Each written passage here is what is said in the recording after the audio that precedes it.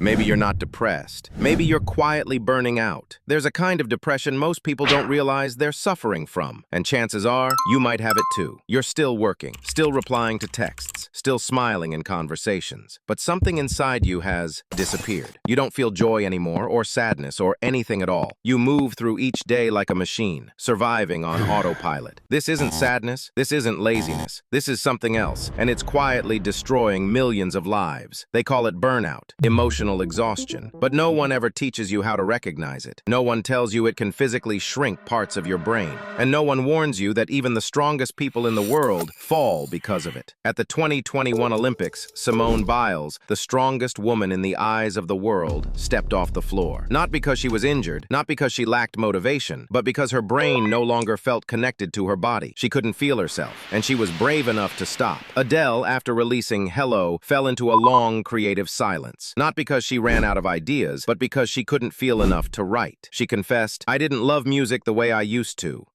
J.K. Rowling, after finishing Harry Potter, once wrote that she felt like a ghost drifting through her own life. And creatures like the Dementors were born from that exact emptiness.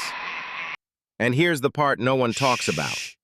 Burnout doesn't crash into your life like a storm. It creeps in like fog, quietly, a little more each day, until you can no longer see yourself clearly. You won't believe what burnout actually does to your brain. Science now confirms burnout is real, and it leaves marks on the brain. MRI scans show that prolonged burnout reduces activity in the hippocampus, memory, amygdala, emotional control, and prefrontal cortex, decision-making. So if you feel slower, more irritable, easily overwhelmed, it's not because you're weak. It's because your brain is waving a white flag. Help! But wait, is there a way back? Yes, and healing doesn't begin with medication. It starts with deeply human things. Mindfulness meditation, just 10-15 minutes a day, can help repair stress-damaged areas of the brain. Gentle movement, walking, yoga, even dancing, naturally increases dopamine and serotonin, like recharging your mental battery. And maybe the most surprising of all, your diet can help heal your emotions. A recent study found that people who followed an anti-inflammatory diet, full of vegetables, fruits, healthy fats, and fish, recovered from burnout up to 32% faster.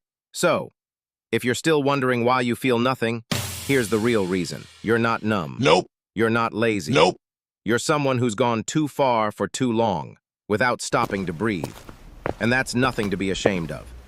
Simone, Adele, Rowling, they all fell into that silence. And what helped them rise again wasn't some superpower.